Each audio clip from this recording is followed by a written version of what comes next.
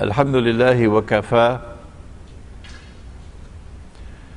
wa salatu wa salamu ala ibadihi alladhina astafa khususan ala afdalihim wa khatamin nabiyyin Muhammadin al-amin wa ala alihi wa sahbihi ajma'in wa ba'd. Brother Chairman, respected members of the Management Committee, and brothers and sisters, Assalamu alaikum wa rahmatullahi wa barakatuh.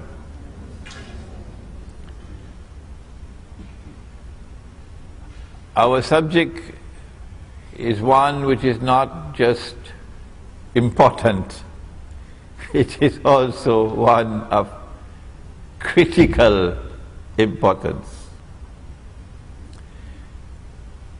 There are those who consider their supreme objective in life and their supreme loyalty to be holding on to their job and getting their promotion. But there are others who believe that their faith is the most important thing in their lives. And such people would want to sacrifice whatever they have to sacrifice in order to preserve their faith. We live in a world today where Allah subhanahu wa ta'ala is now testing us. And He is testing us with the greatest tests and trials ever in history. No people ever before, no people had to face the tests and trials that we now face. These tests and trials are of such a nature that reason alone, the rational faculty, the capacity to think, is not enough. No. We have to be a people who see with two eyes in order to be able to see and recognize the world today. But most people see with only one eye. They see with only the external eye. They are internally blind. They may have a PhD from MIT, but yet they are internally blind. The heart can see, but they don't teach that at universities, no. The heart can see what these eyes cannot see. The heart can penetrate beyond the external appearance to reach the internal reality of things. But that would be possible only when there is faith in the heart. And when there is faith or iman in the heart, then Allah puts into the heart nur. You cannot buy that nur in the stock market. It's not on sale. The government of Malaysia cannot give you that nur. No. Only Allah gives that nur. And when Allah puts nur in the heart, then with these two eyes, the external and the internal, we will be able to read the world today correctly. Otherwise we can be deceived, For example, those who see with one eye, they say we live in the best of all worlds. This is the best world ever. There has never been a better world than this. In this age, for example, we have electricity. Yesterday they used the oil lamp. In this age we have the motor car. Yesterday they used the donkey cart. In this age we have the telephone, something that you are familiar with in this company. And yesterday they used to use birds, pigeons, to take messages. In this age we have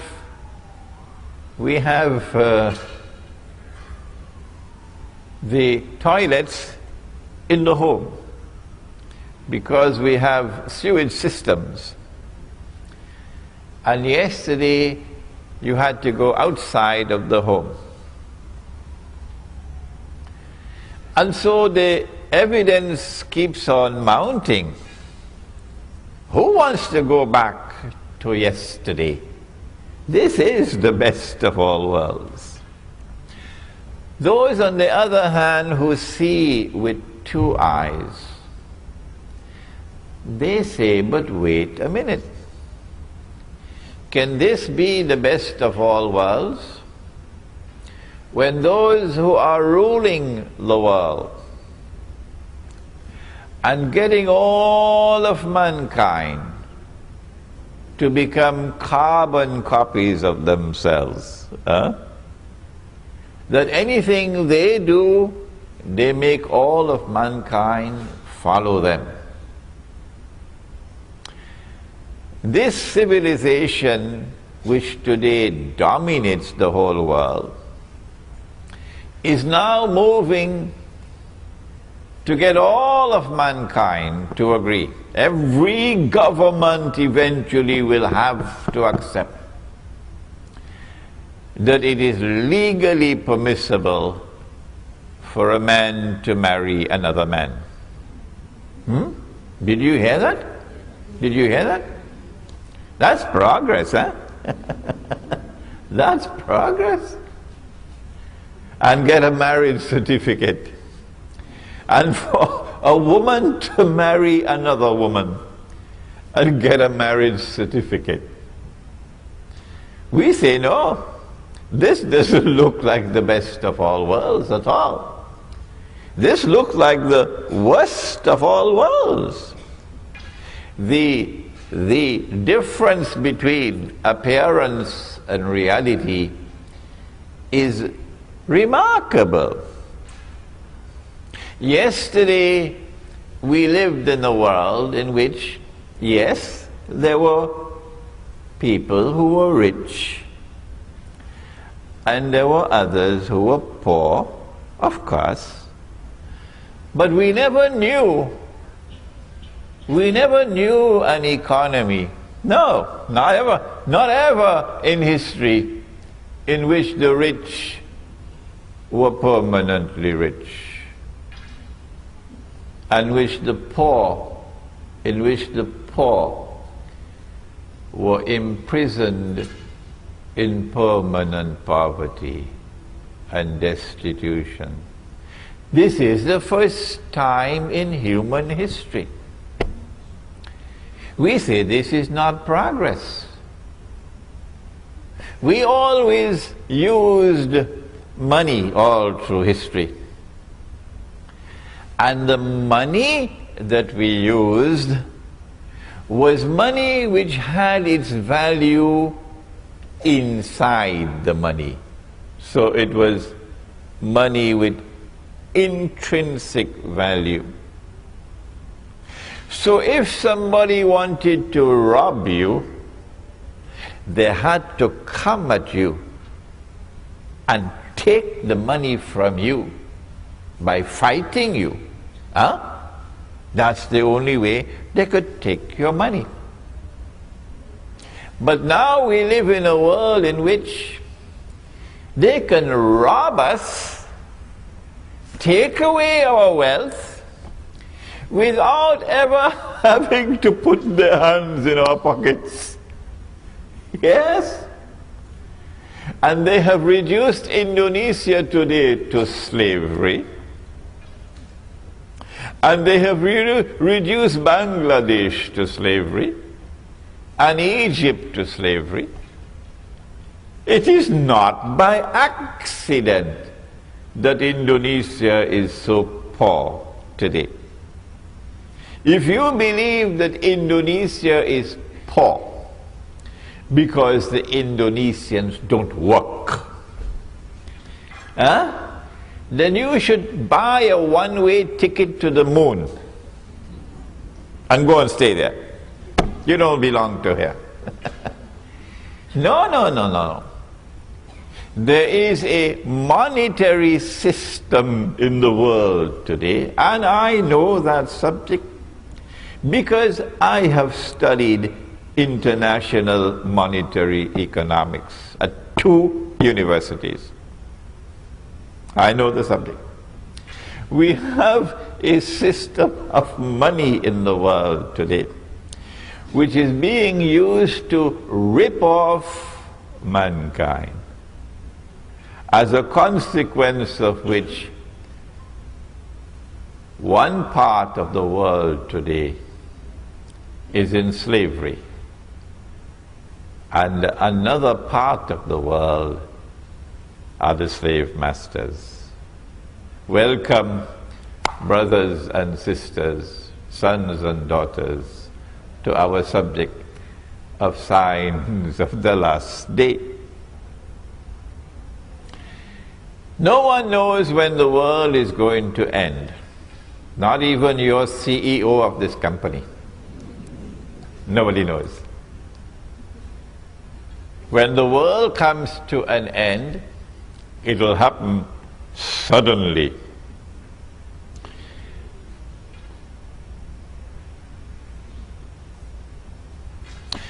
Two people will be sitting with a cloth between them, engaged in a business transaction, and the world will end before they could complete their discussion. A man would take his horse for water, and the world will end before the horse can drink the water. Someone will take a seed of durian to eat the durian. My wife loves durian, she's somewhere in the back there. And the world will end before the durian could reach your lips, said the Prophet alayhi salatu wasalam. When that end of the world comes, it will be sudden. And then you see the mountains like pieces of cotton wool. And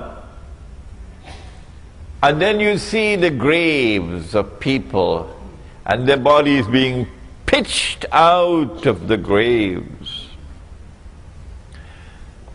And then there will be a transformation of the entire world into something which is new. So if this is a world of space and of time, that would be something which would be different. But we are not concerned with the end of the world. No. We are concerned with an age which will come before the end of the world. And we have chosen to call this the end of history. That in this end of history, truth must triumph over all rivals. Justice must prevail in the world. the Security Council of the United Nations, that bunch of crooks could do what they want. Governments could stamp their feet and jump however they want. But justice will prevail in the world, and the oppressor will bite the dust in the end of history. This is there in the Quran, where Allah says, فَأَعُوذُ بِاللَّهِ مِنَ الشَّيْطَانِ الرَّجِيمِ هُوَ الَّذِي أَرْسَلَ رَسُولَهُ بِالْهُدَى وَدِينِ الْحَقِّ. He it is who has sent his messenger with guidance. This is guidance, not the stuff you get in the New Straits Times. This is guidance, the Quran. And the religion of truth, لِيُظْهِرَهُ عَلَى الدِّينِ كُلِّهِ, that this religion of truth might prevail over all rivals. History cannot end without this taking place. However, there is going to be an age which will precede that end of history, culminate with that end of history. And it is called, and you are familiar with this term in Malaysia, it is called Akhirul Zaman. But for some strange reason, I don't know why you say Akhirul Zaman. You must tell me why. It's Akhirul Zaman. And ilmu Akhirul Zaman in the English language is called Islamic, now don't be afraid, it's a big word now. It's called Islamic eschatology. I told you it's a big word. It is ilmu Akhirul Zaman. When Akhirul Zaman comes, then you're going to face the greatest of all tests and trials. And nearly all of mankind are going to fail. Very few will pass this test. And all those who fail will go into the hellfire, Jahannam. But Allah's Messenger said that there will be some signs by which you can recognize that you are living in Akhirul Zaman. And that is the topic of our lecture this afternoon. Nabi Muhammad alayhi salatu wasalam had performed the Hajj, and revelation came down announcing, this day have I perfected for you your religion, completed my favor unto you. And then he left Mecca and returned to Medina. And now there are only about 81 days left in his blessed life. It is at this time that the angel came. The angel came in the form of a human being. The angel came into the masjid, Jibreel alayhi salam. And the angel asked 5 questions. And of course, you're all familiar with the 5 questions. What is Islam? What is Iman? What is Ihsan? When will the last hour come? And what are the signs of the last hour? He gave 2 signs, and I want to share them with you today. The first one, very easy to recognize. You just take a taxi and tell him, I want to go to KLCC, and you'll see it. He said that you will find the naked, barefooted shepherds, people who take care of goats and sheep. You will find the naked, barefooted shepherds competing with each other in the construction of tall buildings. In other words, you have to be blind not to see that you are living in Akhirul Zaman. Huh? If you do not have tall buildings in your city, you are considered to be backward. And so in Akhirul Zaman, mankind will measure progress, the height of buildings. The taller the building, the more have we progressed as a society.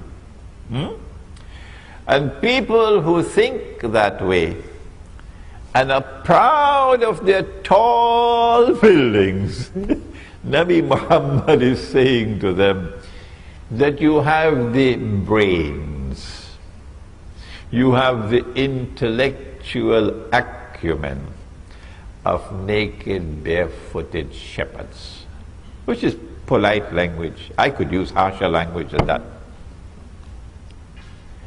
All around the world today,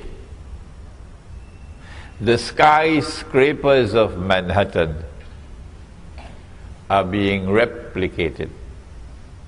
Every city and every town now has its little Manhattan skyscrapers, including your Kuala Lumpur.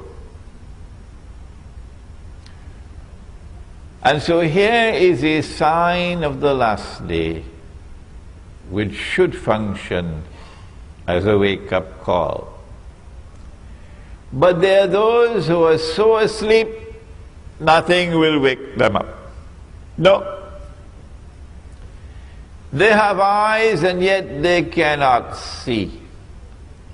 They have ears and yet they cannot hear. They have hearts and yet they do not understand. Allah says of such people, أُولَٰئِكَ كَالْأَنْعَامِ أُولَٰئِكَ كَالْأَنْعَامِ. They're just like cattle. They're just like cattle. So what can you do for them? Whether you want them or you don't want them, they don't bother with you. So let us now turn to the other people, who when they see the tall buildings, they will shake. They will shiver. They will say, this is what Nabi Muhammad alayhi salatu wasalam talked about, and I'm seeing it with my eyes. I now live in the most dangerous of all worlds. But he spoke about a second sign as well.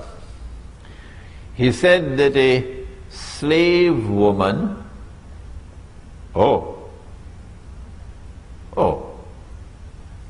in Akhirul Zaman, there's going to be slavery. We don't have slavery behind us alone. We have slavery in front of us. In Akhirul Zaman, there's going to be slavery. He said a slave woman will give birth to her mistress. We don't have the time today to explain this hadith, but we've done it in one of our previous lectures, and I have a very dear friend now. I must introduce you to my friend, My friend is called YouTube. And this friend of mine broadcasts my lectures, sometimes within hours of my giving the lecture. Right here you see him sitting there. And then in France they can sit down and listen to the lecture. And now in France they're asking for French subtitles. So you will find on YouTube a lecture in which I've explained this subject. An Islamic response to Dajjal's modern Western feminist revolution. But the slavery of which the Prophet spoke, alayhi salatu wasalam, is already here. And it is here because of something called riba. Riba is not only borrowing and lending money on interest, but riba is also every rip-off. And of course, the biggest rip-off to have ever occurred in human history is the one involving bogus, fraudulent, and haram paper money. And the money which is coming now, because paper money is on its way out, the US dollar, when last I heard about it, is in a special part of a hospital called ICU. You heard about ICU? In fact, I believe the US dollar is already dead, but they have a life support machine keeping it alive. And it will only be a matter of time before the US dollar is demonetized, meaning you cannot use the US dollar in the United States for buying and for selling. No, you can use it as wallpaper. And then they will replace the US dollar with some other currency, maybe a coin, which will be worth 5 cents to the dollar. Of course, China is going to be very angry with that, because the Chinese have a whole pile of US dollars. And the Saudis are going to be very angry, They have a whole pile of US dollars.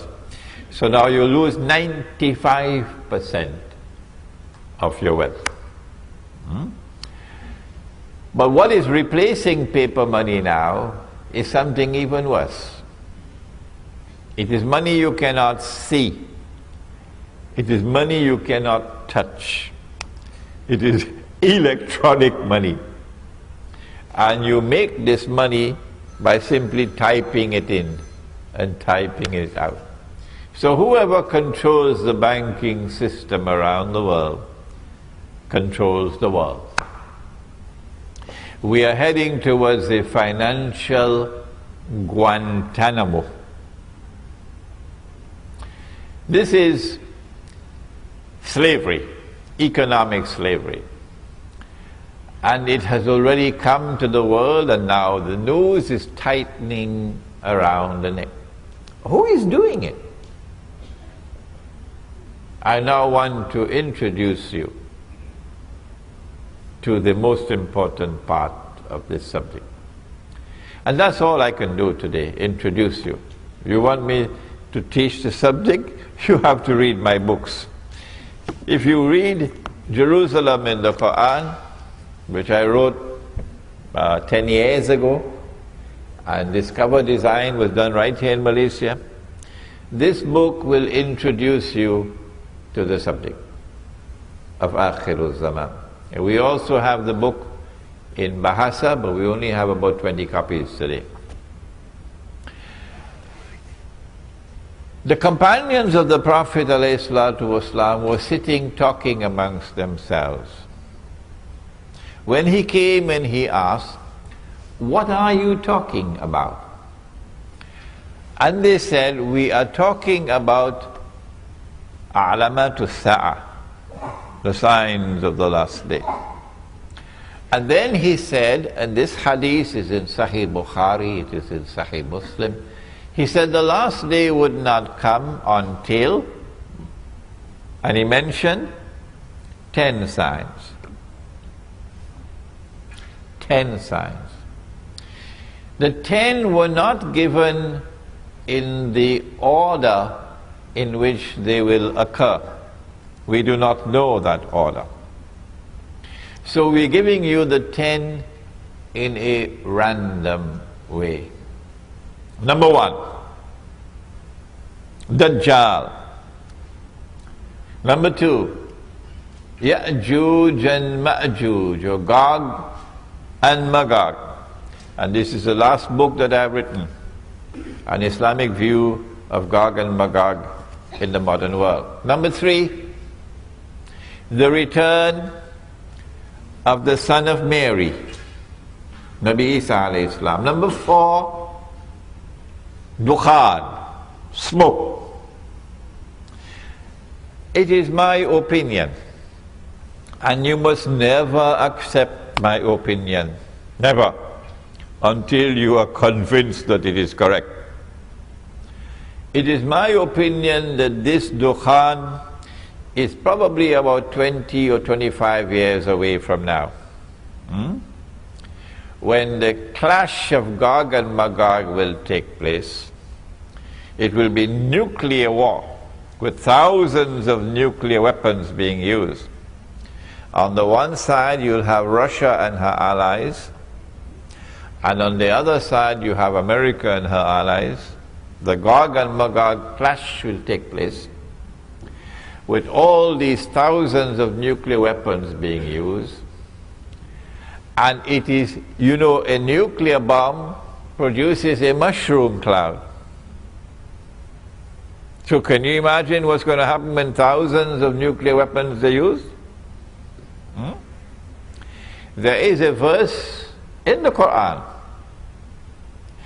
which relates to this. In Surah Al-Isra, which is also known as Surah Bani Israel. I think that my lecture is a little bit boring because some people are falling asleep. If you see anybody sleeping, wake them up. Allah subhanahu wa ta'ala says, listen to the verse, بَعْدَ أَعُوذُ بِاللَّهِ مِنَ الشَّيْطَانِ الرَّجِيمِ وَإِن مِّن قَرْيَةٍ إِلَّا نَحْنُ مُهْلِكُوهَا قَبْلَ يَوْمِ الْقِيَامَةِ أَوْ مُعَذِّبُوهَا عَذَابًا شَدِيدًا كَانَ ذَلِكَ فِي الْكِتَابِ مَسْطُورًا. And not a single town or city will escape. Allah is going to destroy every town and every city. And those which escape destruction will be punished with terrible punishment. And my opinion is that you got about 20-25 years left. Of course, I can be wrong. When that clash takes place of Gog and Magog, that's it. The only ones who will survive would be those who are in the remote countryside. And you know that you are in the remote countryside when you cannot use a cell phone. So that is number 4, Dukhan, smoke. Number 5, Dabbatul Ard, a beast or a creature of the Ard. Ard can mean earth, Ard can mean the material universe, Ard can mean land, Ard can mean territory. In the context in which this appears, my opinion is that it refers to Al-Ardul Muqaddasa, the Holy Land. That a beast will appear in the Holy Land. The Quran tells us about that beast. And you know, the punctuation in the Quran did not come from Allah. No. The Prophet ﷺ would would recite the ayah, and the scribes would write it down. But when they wrote it down, they didn't put in punctuation. So this is one word which can have two possible meanings. That the beast would tukallimuhum, speak to them, or taklimuhum, wound them. My understanding is the second meaning is more appropriate. And so I have come to the conclusion that this state of Israel today is the beast of the up. But Allah knows best. Number 6, that the sun would rise from the west. My methodology of study is that the Quran is the only supreme authentic authority in Islam. And no hadith has absolute authenticity. And therefore the Quran sits in judgment over the hadith. Hadith cannot change the Quran. No. The Quran tells us that the sun rises from the east. I believe it does in KL, does it? From the east? Right, good. And the sun sets in the west. The Quran tells us that. And the Quran also tells us, La tabdila li khalqillah, that Allah's creation does not change. Therefore, I have come to the conclusion that the sun cannot physically rise from the west. No, because that would be in conflict with the Quran. But you would be surprised at the number of emails I'm getting from all over the world. Sheikh, there's something called reverse magnetic theory or something like that or the other. And the sun is actually going to rise from the west. Oh, they're not giving me any peace at all. Therefore, I have to understand the sun rising from the west to be something which is symbolic. There is going to be a false sunrise. That false sunrise will come from the west. It is not the true sunrise. This false sunrise wants to replace the true sunrise. And so I have perceived that false sunrise to be modern Western secular civilization. But this is my opinion. Do not accept my opinion unless you are convinced that it is correct. Number 7, 8, and 9. That there will be 3 khusuf, plural of khas. A khas is a movement of the earth, which is normally called an earthquake. But this movement of the earth would result in a sinking down of the earth. One would be in the east, the second would be in the west, and the third, you know, I was here a few years ago, and in Tamansuri, UK, it was Ramadan. The people, you didn't hear about it? They had woken up in the morning for the Sahri, and the whole house went down. You didn't hear about that? Tamansuri, UK. So one in the east, one in the west, and the third one in Arabia. And that third one in Arabia, that is the one which will confirm that this is Imam al-Mahdi. Not the eclipse of the sun and the moon, no. This is the one, the sinking down of the earth in Arabia. And number 10, that a fire will come out of Yemen. I don't understand this to be a literal fire. I understand this to be a revolutionary fire. You remember 1990? Some of you may have been born already. 1990, huh? When Saddam Hussein sent his troops into Kuwait, huh? And took over Kuwait, remember? Oh my, you should have seen the Malay people, they were all celebrating. Yes, the Malay were very happy. And all the Malay were supporting Saddam. In Singapore as well, giving headache to the Singapore government. Because they detested Kuwait. They detested Kuwait. And the Yemeni people, there were about 8 million of them working in Saudi Arabia. And the Yemeni people all applauded and they supported Saddam Hussein. So when Bush Sr. sent what he called a desert storm and pushed this Iraqi army out of Kuwait, Saudi Arabia then retaliated against those 8 million Yemenis and threw them out of the country.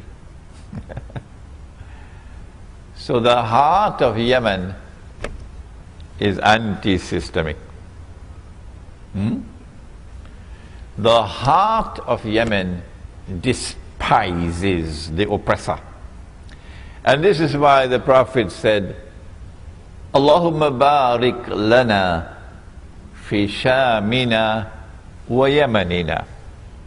O Allah, grant blessings for us in our Sham, Syria, and our Yemen. I wish he had included Indonesia as well. And so a fire will come out of Yemen and drive mankind to their place of assembly, which is Arafat. And so that spells goodbye to Saudi Arabia.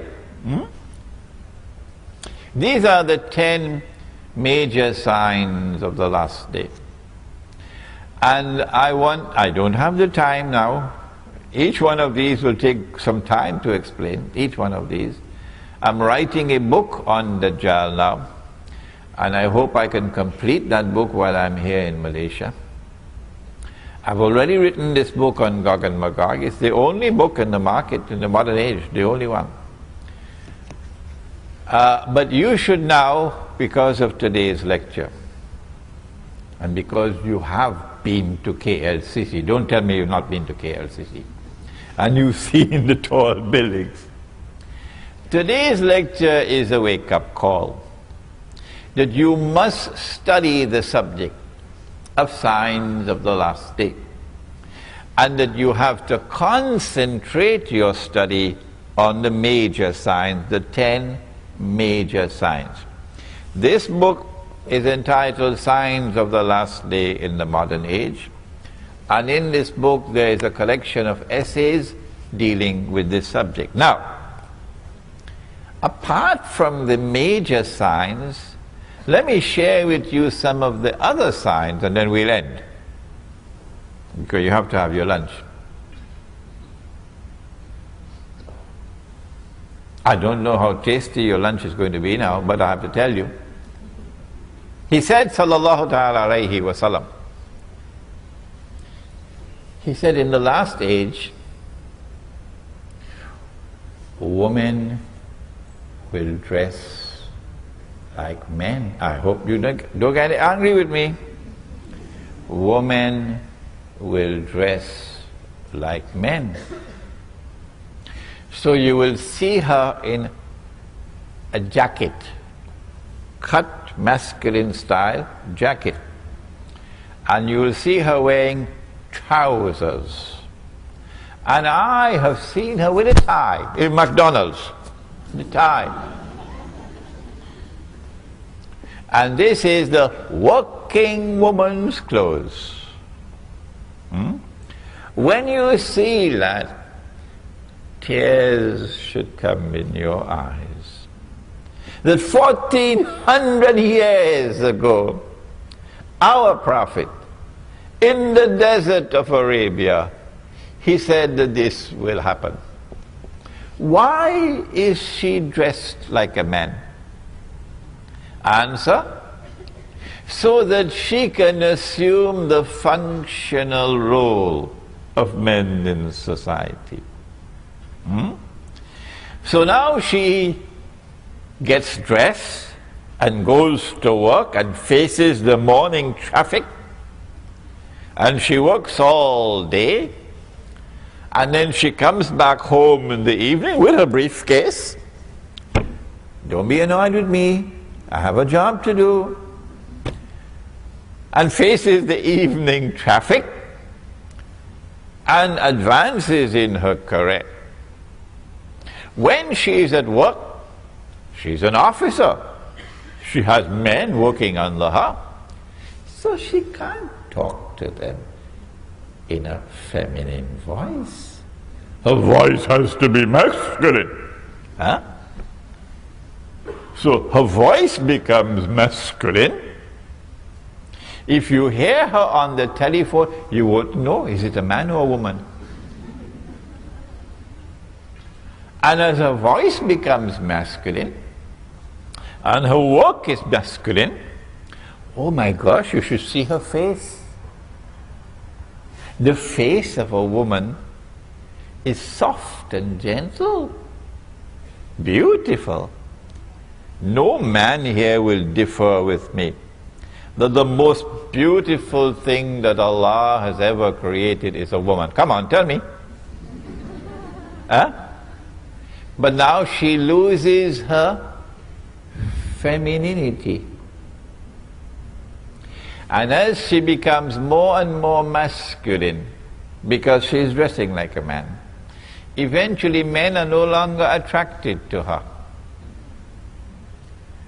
And so now the day will get married to the day and get a marriage certificate.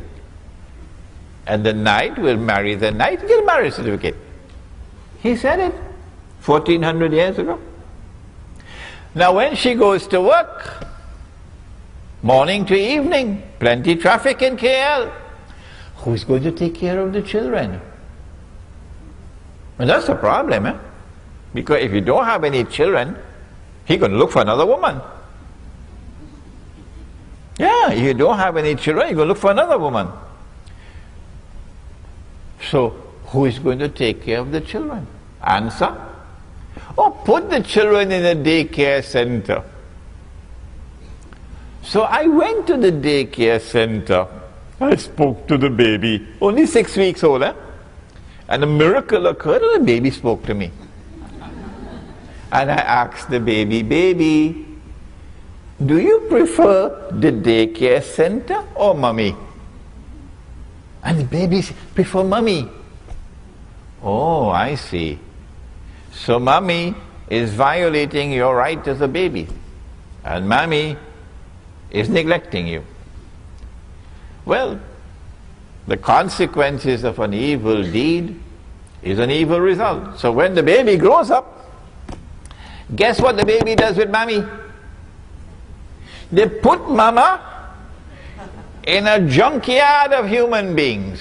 You know junkyard? When the motor car can't roll anymore, you put the motor car in a junkyard. So this is a nursing home for old people. So I went there and I saw her on a rocking chair. I said, "Mama, Mama, can you hear me? Mama, what do you want?" I said, "Do you prefer to be here or in the home with your grandchildren. No, I want to go back to the grandchildren. This is punishment. You're being punished. He said that women would be dressed and yet be naked. When last have you been to KLCC? Huh? When women are dressed, before that, I missed out one. But they're going to be angry with me now, eh? These fellows on this side. But never mind, we'll be friends after the lecture is over.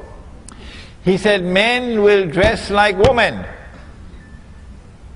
1400 years ago he said that. Why would a man dress like woman? Why? Because he wants to assume the functional role of woman. You see? So when the two of them get married, the two men, one will be the dominant partner and the other would be the woman. If a man wants to dress as a woman, what is the first thing he has to do? I wish I had the time to wait for answers, but I don't have the time. Remember, don't be angry with me, I have a job to do. If a man wants to dress as a woman, the first thing he has to do is to shave off his beard. It is not by accident that every civilization in human history had the beard until the sun rose from the west. And modern secular Western civilization shaved off the beard, and guess what the rest of men in the world did? So if he wants to marry you, tell him, put on his beard first. Grow your beard first, otherwise no marriage. Now then, he said that women would be dressed and yet be naked.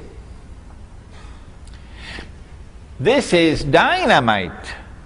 Yes, this is going to cause explosions. Why? Because the woman is attractive. You know, when Allah's messenger built the masjid, you know he put the men at the front, and you know he put the women at the back. You know that, of course. And you know he said that when women go down in sajda, they must remain in sajda longer than the men. You know that? No? Nobody ever told you? Yes. When women go down in sajda, in salat, they must remain in sajda longer than the men. This is a command of the Prophet alayhi salatu wasalam. Why? He said some of the men may not have enough cloth to cover themselves. And if a woman were to raise her head too quickly, it would be an unwelcome sight. So he put the men at the front and the women at the back, and told the women to remain longer in sajda. Why did he not put the women in the front and the men at the back? Answer: no man would be able to pray.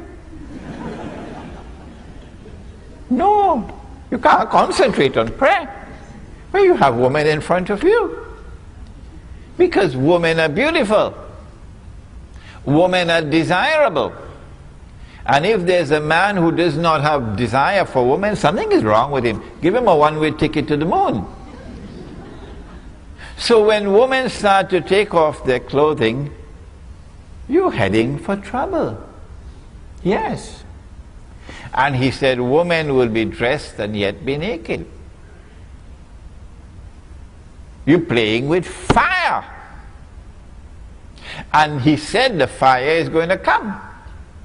Why? He said that eventually, I don't think it has come to Malaysia as yet, but it has already come to London and Paris and Japan and so on.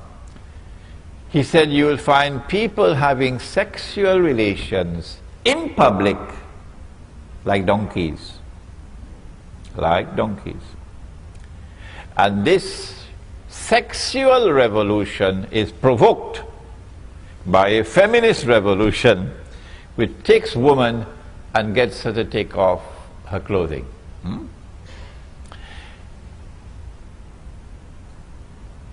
I could go on for another 1 hour or more, giving you sign after sign of what he spoke about, the last age.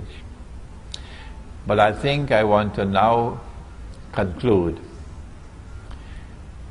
by suggesting to you, how can we survive in this modern age with faith intact?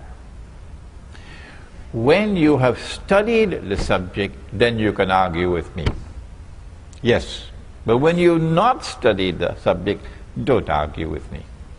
Now, having studied the subject, and I am today, by Allah's kindness and grace, one of the people in the world of Islam who is teaching the subject of Islamic eschatology. Having studied the subject, I have come to the conclusion that you cannot escape shirk, you call it shirk, while living in society. And this is the one sin that Allah will not forgive. No.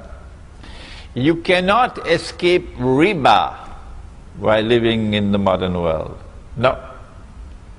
And Allah declares war in the Quran. And the Prophet ﷺ has cursed all four. And he has said that they are all equally guilty. The one who takes riba, the one who gives riba, the one who records the transaction, and the two witnesses, they're all equally guilty. And if you have the curse of the Prophet upon you, you're entering into the hellfire. I have come to the conclusion after studying the subject of riba, and incidentally there's a flyer at the back for a conference taking place in KL, in PWTC on July 26th and 27th that you might want to attend. I am one of the speakers on riba, responding to riba. I have come to the conclusion that you cannot survive with faith intact while living as a part of this system. And therefore I have been suggesting that we retreat to the remote countryside and we build micro communities which are free from oppression. So you're not going to employ an Indonesian maid. She is the last to sleep at night. She is my daughter. She is your daughter. She is my sister. She is your sister. She is the last to sleep at night. She is the first to wake in the morning. She works all day long. She gets no holidays. She is abused. She is exploited. In Singapore, she has to cook pork, lahmul khinzir. She has to do other things we can't talk about. And at the end of the month, she's paid the salary or the wage of a slave. Come on, Lee Kuan Yew. Is there any Singaporean woman who would work for $300 a month? Shame on you, Singapore. Shame on you, wherever in the world you pay a maid the wage of a slave. How do you know it's the wage of a slave? No Malaysian woman will work for that wage. No Malaysian laborer will work for that wage that you're paying the Bangladeshi and you're paying the Indonesian. So you are an oppressor and Allah will destroy you, Allah will destroy you, Allah will destroy you. So we will create our micro communities which will be free from oppression. Banks are not allowed. No. So no money lenders. And we're not going to use this paper money. The gold dinar and silver dirham is what you find in the Quran. So the gold dinar and silver dirham will be used as money. And if we have a shortage of dinars and dirhams, and we in Java, we can use rice as money. Yeah. In that micro community, we try to live the way of life of Islam.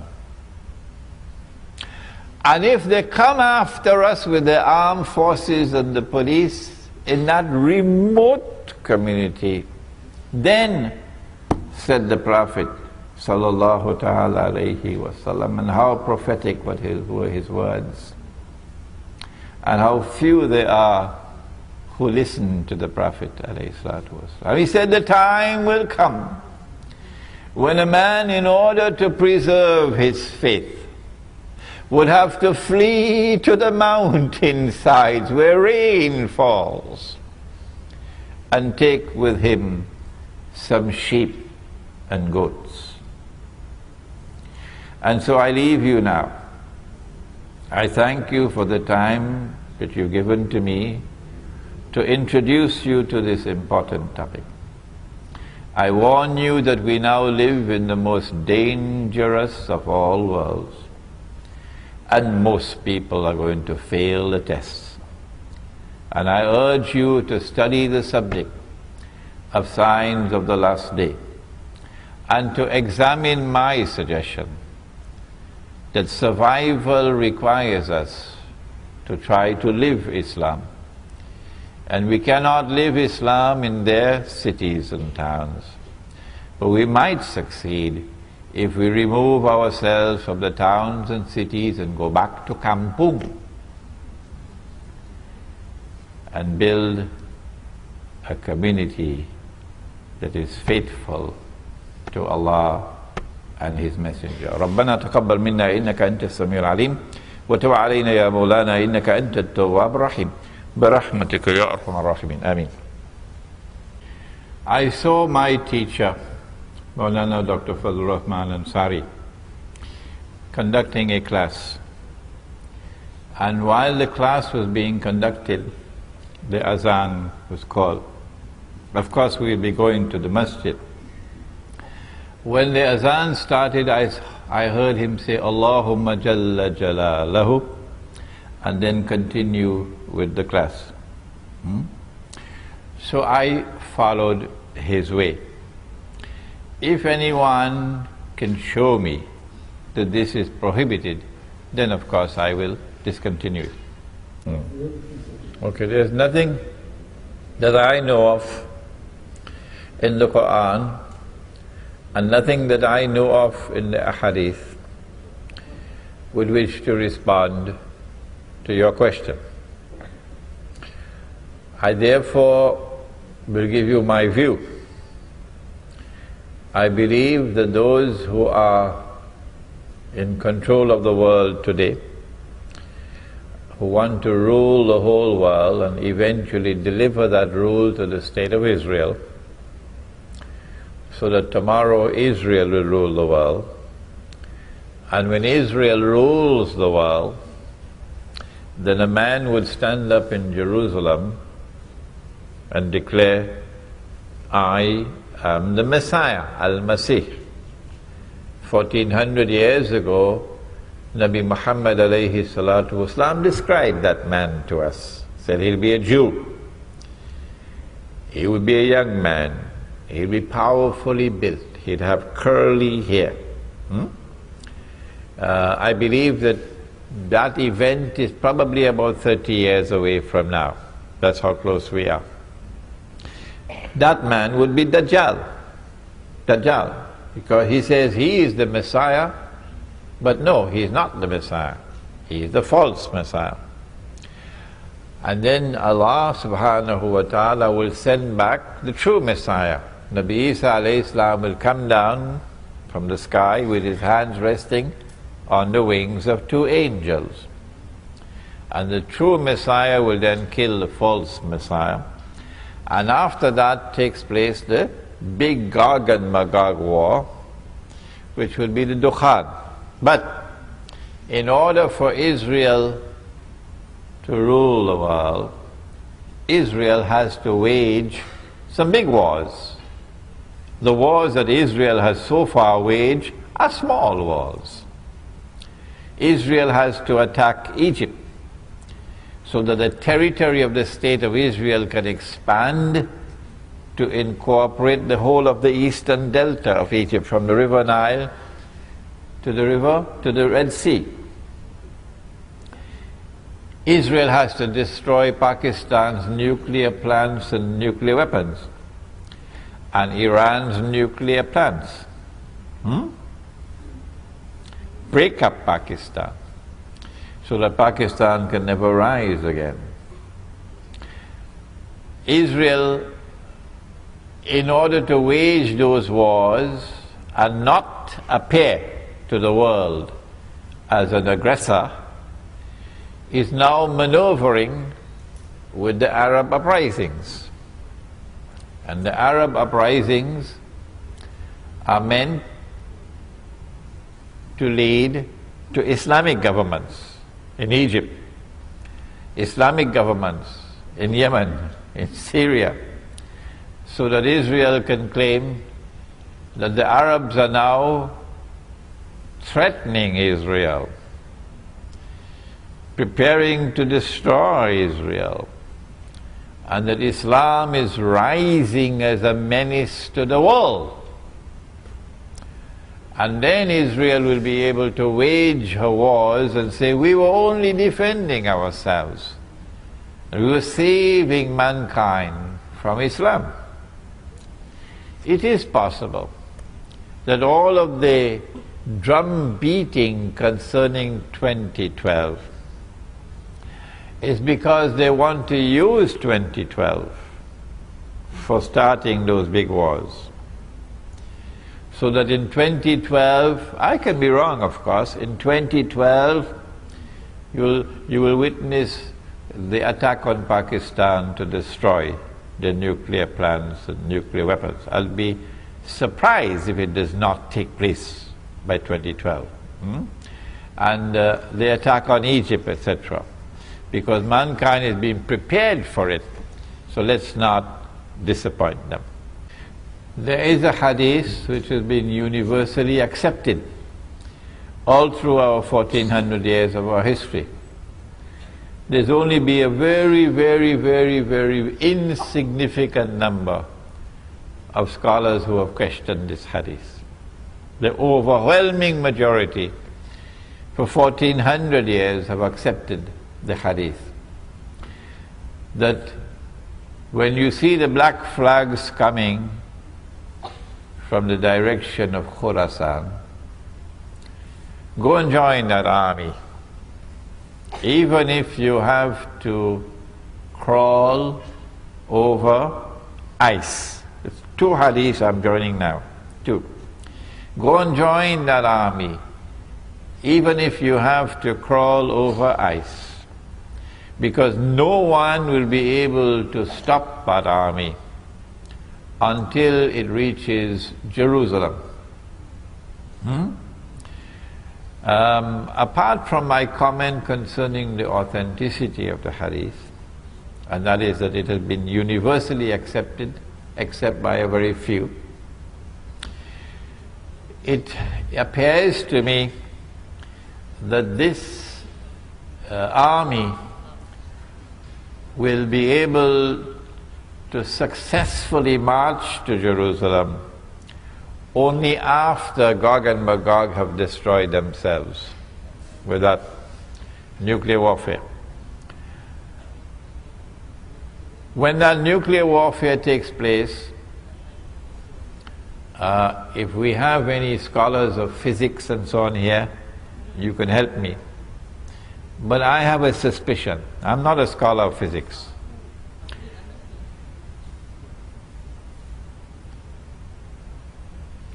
I have a suspicion that the radiation in the atmosphere which we now have through these towers, so you can use your cellular phones and so on, and your laptop wireless, that the radiation that is now in every town and every city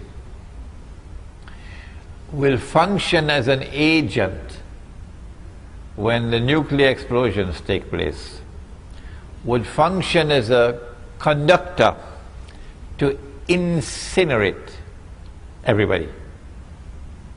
This is a hypothesis. I want a specialist to examine this hypothesis, because I want to get out of range of that. I want to get out of range of that radiation. The army would march after that Gog and Magog war takes place.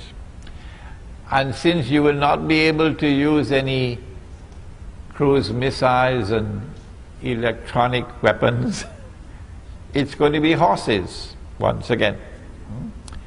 I expect that army to march in about 30 years from now. But it's already begun its march because it's fighting back in Afghanistan. Khorasan, the heart of Khorasan is Afghanistan. But let me make one more comment.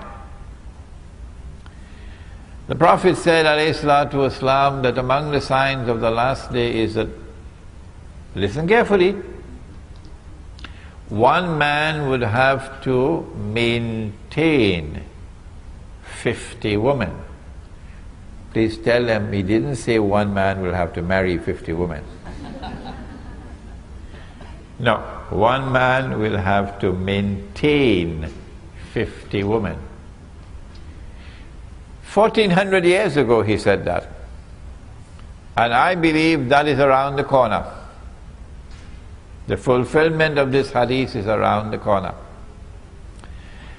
I believe that this hadith is telling us that there is going to be a calamitous decline in the birth of baby boys. Only baby girls are going to be born. Rare would be the birth of a baby boy. Why? Why? The medical doctors have explained to me that the sperm has male chromosomes and female chromosomes. And when the male chromosome fertilizes the egg, then a baby boy is born. But when the male chromosome does not fertilize the egg, then the default is a baby girl. The radiation from cellular phone towers, from laptop computers, the radiation, he said, is damaging. Notice where the laptop sits on your lap. It is damaging male sperm production. It is weakening the male chromosome. As the male chromosome becomes weaker and weaker, less and less baby boys are going to be born. So, now every woman in the world, you can ask them, wants to have a baby boy. Yeah. The only place you can get a husband who can give you a baby boy is our village. Because when our baby boys are born in our village, our baby boys are kept away from that radiation. Our baby boys are fed with natural food, not GM food. So the baby boy who grows up in the village is the prize that every woman in the world will want to have as a husband. Okay?